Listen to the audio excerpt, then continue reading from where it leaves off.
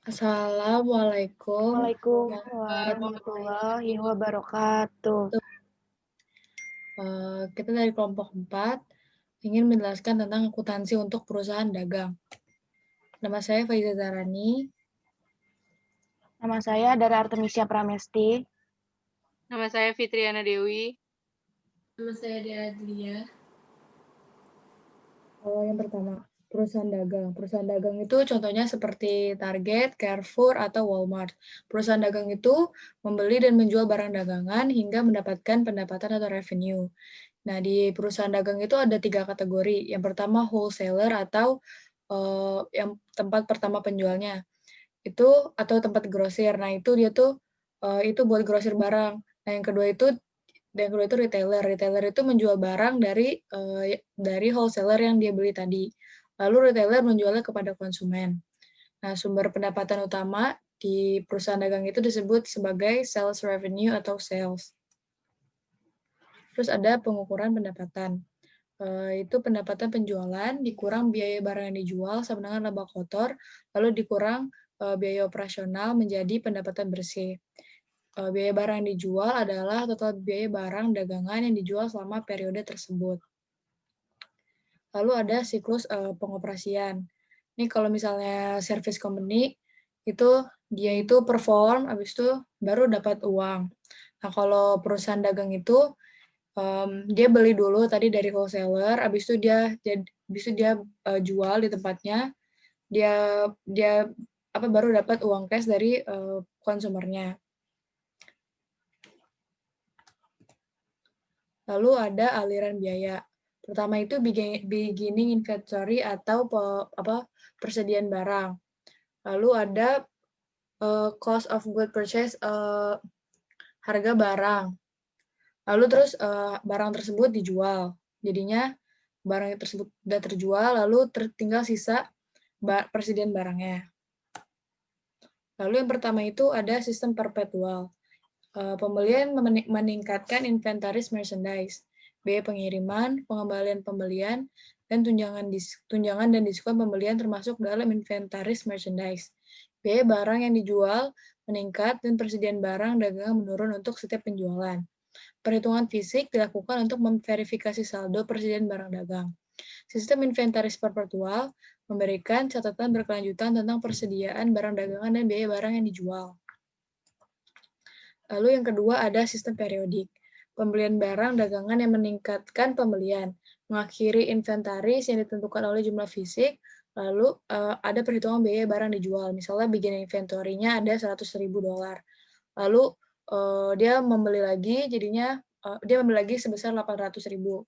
Jadinya barang yang bisa untuk dijual itu sebesar $900.000. Lalu kan udah dibeli, jadi dibeli oleh konsumer $125.000. Jadi sisanya yang bisa dijual itu $775.000. Lalu ada pencatatan pembelian barang dagang. Dibuat menggunakan uang tunai atau kredit di akun. Biasanya dicatat ketika barang diterima. Lalu faktur pembelian harus mendukung setiap pembelian kredit, kayak misalnya kwitansi, kalau misalnya dia kredit. Lalu ada ilustrasinya. Di bawah sistem persediaan perpetual. Di bawah sistem persediaan perpetual, perusahaan mencatat dalam akun persediaan barang dagang dengan pembelian barang yang ingin mereka jual. Terus barang dagangnya sebesar 3.800, lalu masuk juga account payable 3.800 di kredit. Lalu ada biaya pengiriman. Yang pertama ada FOB shipping point. Jadi FOB shipping point itu penjual menempatkan barang FOB dan pembeli membayar pengiriman. Jadi kayak sistem COD gitu. Terus yang kedua ada FOB destination, di mana penjualnya itu yang bayar ke kurirnya. Jadi konsumernya itu udah bayar secara nggak langsung ke perusahaan delivery-nya itu. Terus ada ilustrasinya. Diasumsikan pada delivery barang pada tanggal 6 Mei, Sauk Stereo membayar Acme Freight perusahaan naik freight sebesar 150.000 untuk freight charges. Terus, nah di sistem pembukuan si SAUK stereonya itu, tanggal 6-nya itu di debitnya itu merchandise inventory, sementara di cash-nya berkurang 150.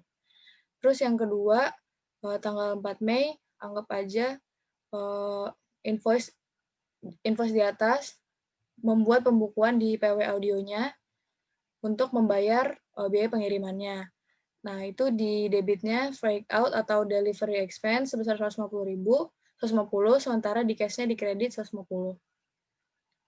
Lalu ada pengembalian dan tunjangan pembelian. Terus pengembalian pembelian yaitu mengembalikan barang untuk kredit jika penjualan dilakukan secara kredit, atau untuk pengembalian uang tunai jika pembelian adalah untuk uang tunai. Lalu ada tunjangan pembelian, dapat memilih untuk menyimpan barang dagangan jika penjual akan memberikan tunjangan atau potongan dari harga pembelian. Jadi misalnya kalau nerima barang, ya misalnya cacat atau kurang bagus, itu bisa dikembaliin dengan uang atau harganya dipotong. Lalu ada diskon pembelian. Persyaratan kredit dapat mengizinkan pembeli untuk mengklaim diskon tunai untuk pembayaran yang cepat. Keuntungannya itu, pertama, pembeli menghemat uang. Yang kedua, penjual memperpendek siklus operasi. Jadi kalau misalnya kredit itu kan kayak dapat kwitansi. Nah, itu ada ada ketentuan kreditnya kayak 2 N garis miring 30. Nah, itu dibacanya 210 bersih 30. Jadi diskonnya sebesar 2% jika pembayaran dilakukan dalam waktu 10 hari. Lewat dari 10 hari berarti nggak diskon lagi. Lalu ada ketentuan diskon pembelian sama yang tadi. Yang kedua ada diskon 1% jika dibayarkan dalam 10 hari pertama bulan depan. Lalu yang ketiga ada N10 EOM. EOM itu end of month. Jadi jumlah bersih yang jatuh tempo dalam 10 hari pertama bulan berikutnya.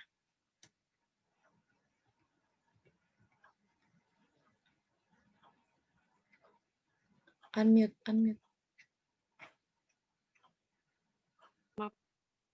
Nah, pencatatan penjualan itu dapat dilakukan secara kredit maupun cash. Nah, contohnya itu kayak misalnya PW Audio Supply pada tanggal 4 Mei menjual sebesar 3.800 kepada SAUK Satero. Diasumsikan harga pokok barang itu sebesar 2.400. Nah, jadi piutang usahanya itu 3.800, penjualannya 3.800 di kredit. Terus harga pokok penjualannya debit, persediaan barang dagangnya di kredit.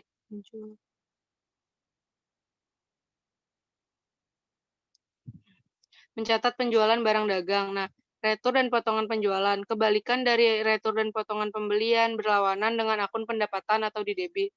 Nah, penjualan itu tidak dikurangi di debit karena akan mengaburkan pentingnya retur dan potongan penjualan sebagai proporsi dari penjualan. Nah, bisa mendistribusi perbandingan antara total penjualan dalam periode akuntansi yang berbeda. Nah, mencatat penjualan barang dagang. Nih contohnya tuh kayak misalnya buatlah ayat jurnal dari PW Audio Supply yang akan dicatat atas retur penjualan dari 300. Terus asumsi harga pokok penjualannya 1.400. Jadi asumsi barang itu nggak dicatat, cuma retur sama potongan penjualannya aja kan 300, piutang usahanya 300. Persediaan barang dagangnya berkurang 1.400, harga pokok penjualannya 1.400 di kredit.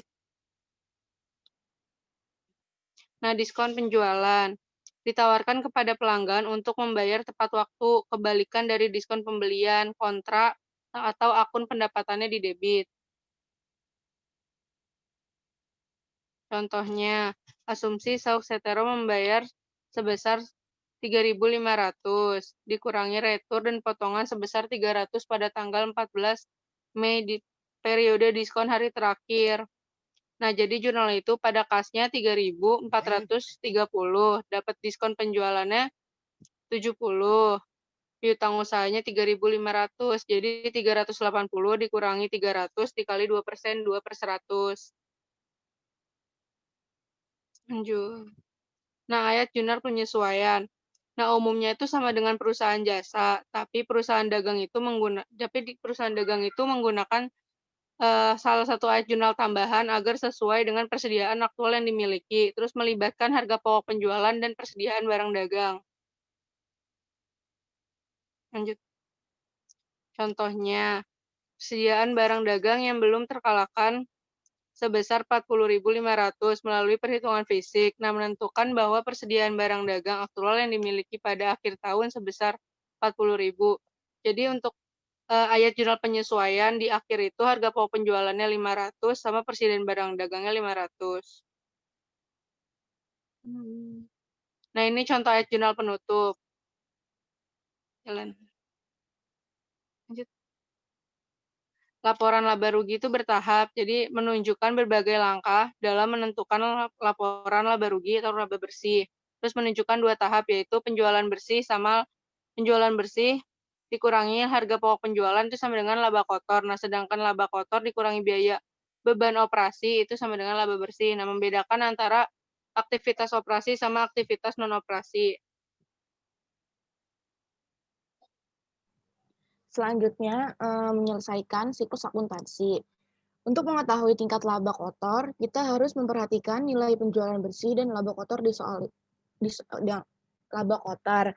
Di soal ini, penjualannya 480.000. Terus sales return and allowance-nya atau return penjualan dan tunjangannya itu 12.000.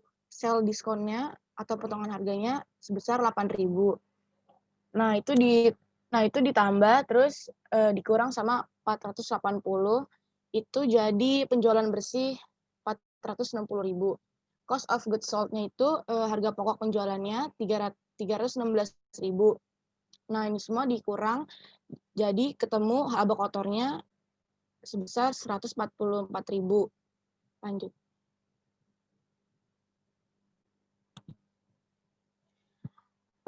Laporan laba rugi. Laporan laba rugi merupakan sumber informasi utama untuk mengevaluasi kinerja perusahaan. Formatnya dirancang untuk membedakan berbagai sumber pendapatan dan pengeluaran. Penyajian laporan laba rugi dimulai dengan penyajian hasil penjualan, kemudian memotong akun pendapatan, kontra retur, dan tunjangan penjualan dan diskon penjualan dari pendapatan penjualan untuk sampai pada penjualan bersih. Lanjut. Di sini ada catatan penjualan 460.000, terus harga pokok penjualan 316.000, laba kotornya ada 114. Ini total semua jadi 114.000 dikurangin. Kita juga dapat menyatakan laba kotor perusahaan sebagai persentase yang disebut tingkat prompt kotor. Untuk melakukannya harus membagi jumlah laba kotor dengan penjualan bersih. Lanjut. Biaya operasional. Biaya operasional adalah komponen berikutnya dalam laporan laba rugi. Perusahaan merchandising, mereka adalah biaya-biaya yang dikeluarkan dalam proses penerimaan penjualan perawatan. Banyak dari pengeluaran ini serupa di perusahaan perdagangan dan jasa. Di sini biaya operasional, beban gaji dan upah 64.000, beban utilitasnya 17.000, beban periklanannya 16.000, beban penyusutannya 8.000, pengiriman barang 7.000, beban asuransinya 2.000. Total biaya operasionalnya ada 114.000. Biaya operasional adalah biaya yang dikeluarkan untuk menjalankan fungsi operasional bisnis merchandising.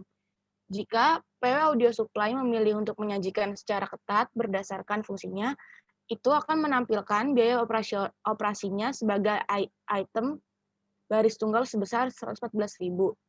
Namun, jika penyajian berdasarkan fungsi digunakan, IFRS mensyaratkan pengungkapan rincian tambahan mengenai sifat beban tertentu yang termasuk dalam pengelompokan fungsional. Beban bunga. Berikut ada ilustrasi pasokan audio PW laporan laba rugi. Ada penjualan 480, pendapatan penjualan 12.000, retur dan tunjangan penjualannya. Terus ada penjualan bersih, harga pokok penjualan, laba kotor Biaya operasionalnya ada gaji dan upah, beban utilitas, beban periklanan, biaya depresiasi, pengiriman barang, biaya asuransi. Total biaya operasionalnya ada 114.000. Pendapatan dari operasi, pendapatan dan beban lainnya, bunga, keuntungan penjualan equipment, kerugian, bunga expense-nya ada 3.400, batas pemasukannya ada 31.600. Aktivitas pendanaan yang menghasilkan beban bunga, mewakili jenis biaya yang sangat berbeda untuk bisnis.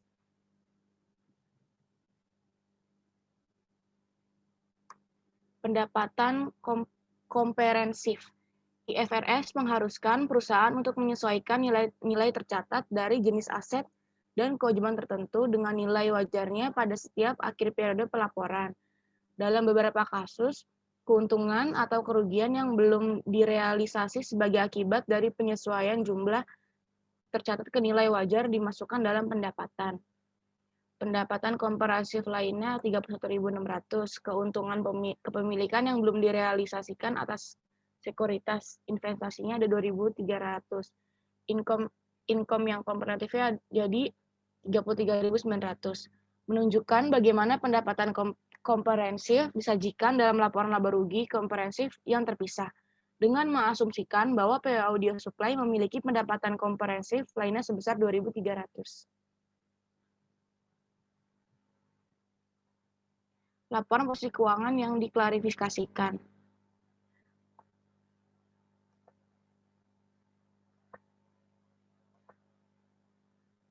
Aktiva, perumahan, tanaman, dan peralatan.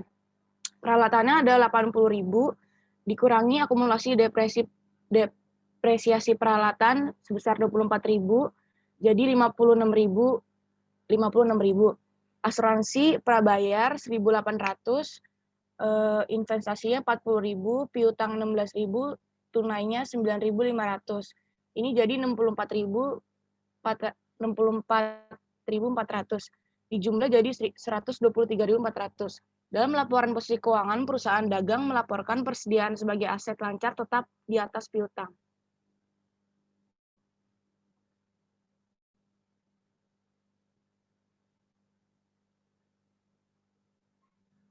Menggunakan lembar kerja. Lembar kerja memungkinkan perusahaan untuk menyiapkan laporan keuangan sebelum mereka menjurnal dan memposting jurnal penyesuaian. Langkah-langkah dalam menyiapkan lembar kerja untuk perusahaan merchandising sama dengan langkah-langkah untuk perusahaan jasa. Jadi di trial balance ini ada 5 kolom. Yang pertama ada trial balance, habis itu kolom kedua ada adjustment, yang ketiga adjust trial balance, terus income statement, dan yang terakhir ada statement of financial position.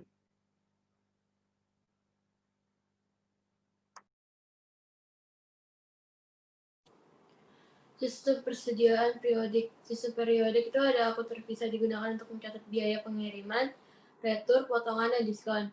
2. Perusahaan tidak memiliki rekening menjalankan perubahan dalam persediaan. 3. Persediaan akhir ditentukan oleh perhitungan fisik. Sistem persediaan periodik. Perhitungan harga pokok penjualan.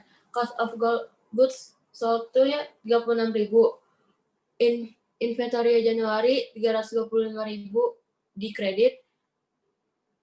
Less purchase returns and allowance-nya 10.400 di debit. Purchase diskonnya 6.800. 10.400 ditambah 6.800 hasilnya 17.200. Dan net purchase-nya 307.800. Add freight in-nya 12.200. Jadi total cost of good purchase-nya 320.000. Cost of good available for sale-nya 356.000 dan inventory Desember 31-nya 40.000. Jadi cost of good sold-nya 316.000. Mencatat pembelian berdasarkan sistem periodik. Ilustrasi berdasarkan faktur penjualan dan kwitansi barang dagang yang dipesan PW Audio Sauk Stereo membayar senilai 3.800. Pembelian di debit dan utang usaha di kredit.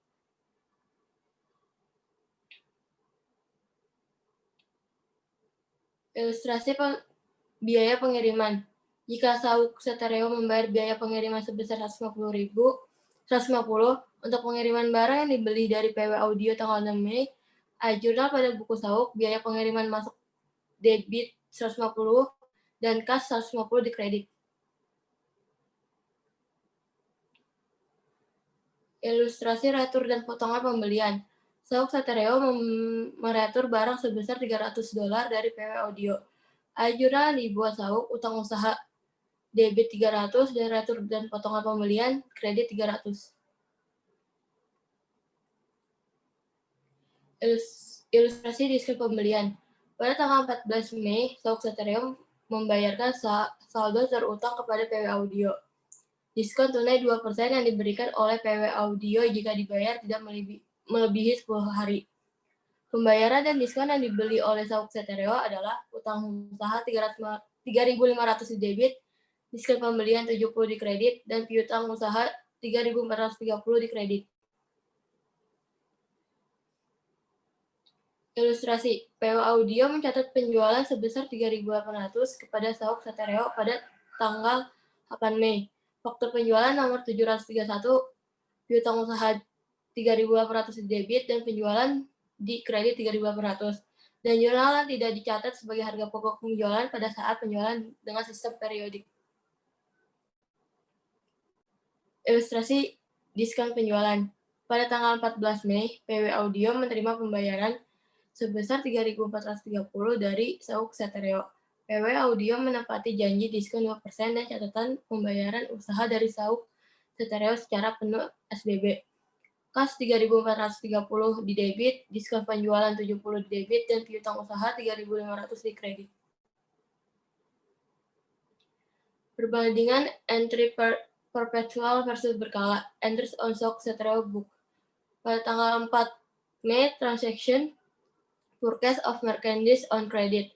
Dan perpetual inventory system pada tanggal 4 Mei, merchandise inventory 3.800 debit, dan akun payable 3.800 di kredit. Periodic inventory system pada tanggal 4 Mei, purchase-nya 3.800 debit, dan akun payable 3.800 di kredit. Transaction lanjut aja kali ya. Next. Entries on PW Audio supply book. Pada tanggal 4, transaction sale of merchandise on credit. Perpetual inventory system, akun receivable 3.800 debit, sale revenue 3.800 di kredit, cost of goods sold 2.400 debit, dan merchandise inventory 2.400 di kredit. Periodic inventory system pada tanggal 4 Mei, akun receivable 3.800 debit, sale revenue 3.800 di kredit, nah entry for cost of goods sold 3.800 kredit. Next.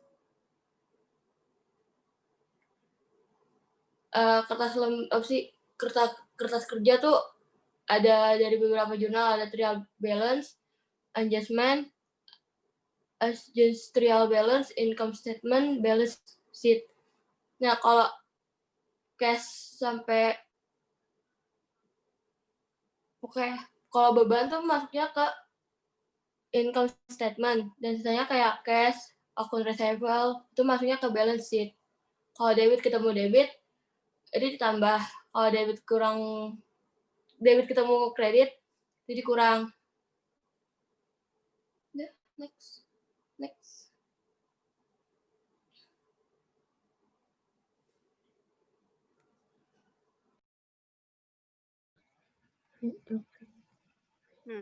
Exercise 4.3. Jadi instruksinya prepare a income statement. Nah, lanjut aja deh.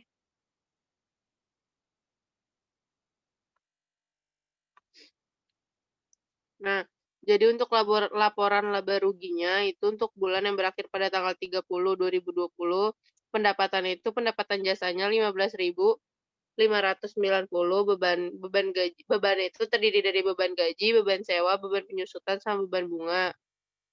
Itu semuanya ditambah.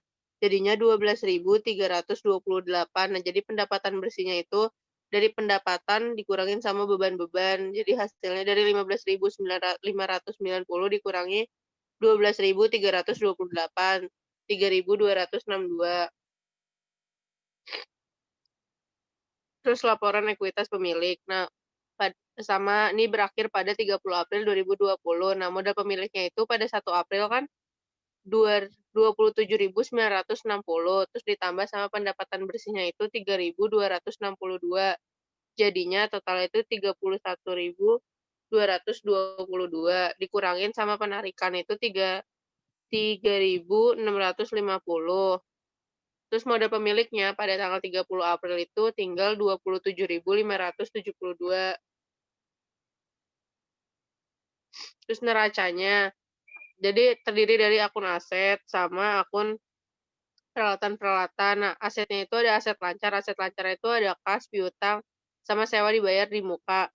Kasnya itu 10.000, piutangnya 7.840, sewa dibayar di mukanya 2.280. Nah, itu tuh ditambah hasilnya 20.120 total aset saat ini. Nah, terus peralatannya itu 23.050 sama dikurangin sama akumulasi depresiasi peralatan 4.921. Nah, hasilnya itu 18.129. Nah, total asetnya itu tinggal 38.249. Nah, terus lanjutannya itu ada liabilitas sama ekuitas pemilik. Nah, liabilitasnya itu liabilitas jangka pendeknya itu terdiri dari utang wesel, utang usaha, sama utang bunga. Utang weselnya itu 5.700, utang usahanya 4.920, utang bunganya 57. Jadi totalnya itu 10.677. Nah, terus dikurangin ditambah sama modal pemiliknya. Tadi modal pemiliknya 27.572. Jadi totalnya 38.249.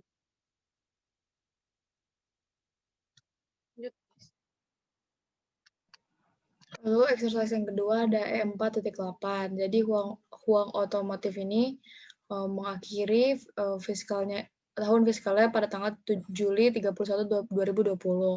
Nah, company-nya mau bikin adjusted trial balance seperti yang ada di gambar.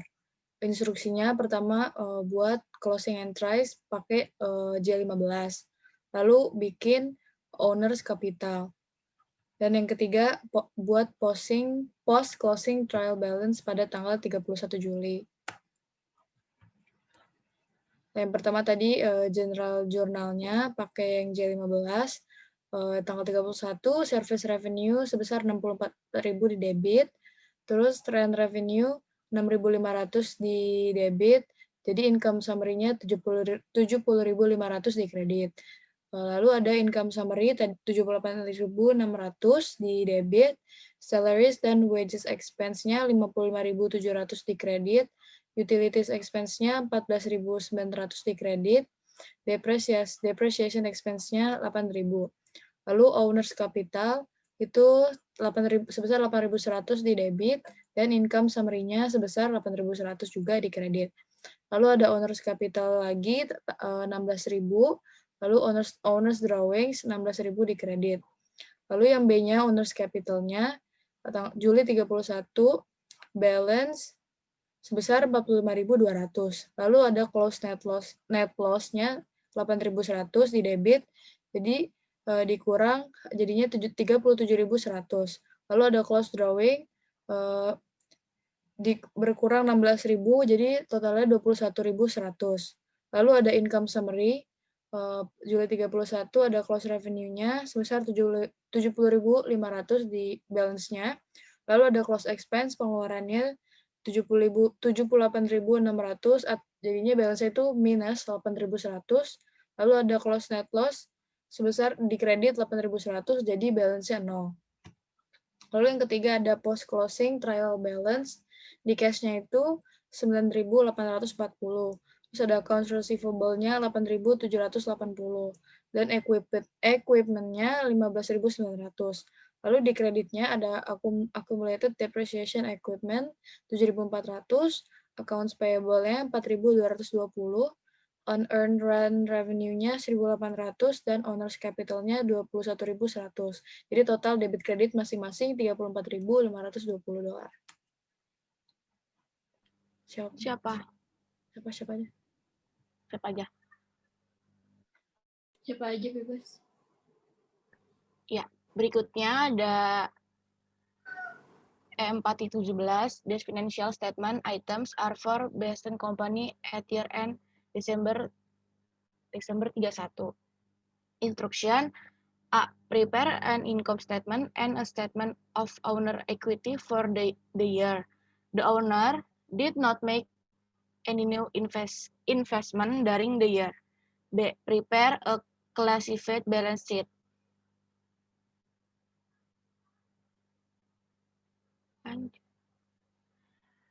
Income statement. Service revenue-nya di debit 62.000, rent revenue-nya 85.000 di debit, total revenue-nya 70.500. Expense-nya salaries and wage expense 51.700 di debit, utility expense-nya 22.600, depreciation expense-nya 4.000, total expense-nya ada 78.300. Net loss-nya ada 7.800. Owner equity statement-nya, owner capital August tanggal 1 2013 51.200. Net loss-nya 7.800, drawings-nya 3.000, terus ditambah jadi 10.800. Capital owner capital 37 2014-nya jadi 40.400. Balance sheet-nya current asset, cash-nya di debit 14.200, account receivable-nya 9.780, total current asset-nya ada 23.980, peralatan equipment-nya 30.400 di debit, accumulation depreciation-nya 6.000, total asetnya ada 48.380, liabilitasnya current account payable-nya 4.100 di debit, salaries and wage payable-nya 2.080, total current liabilitasnya ada 6.180, notes payable-nya 1.800, terus total liabilitasnya jadi 7.980. Owner capital 40.400. Total liabilitas and owner equity-nya itu jadi 48.380.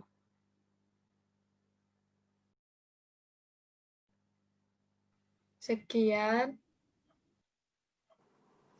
dari kelompok kami. Kurang lebihnya mohon maaf. Wassalamualaikum warahmatullahi wabarakatuh.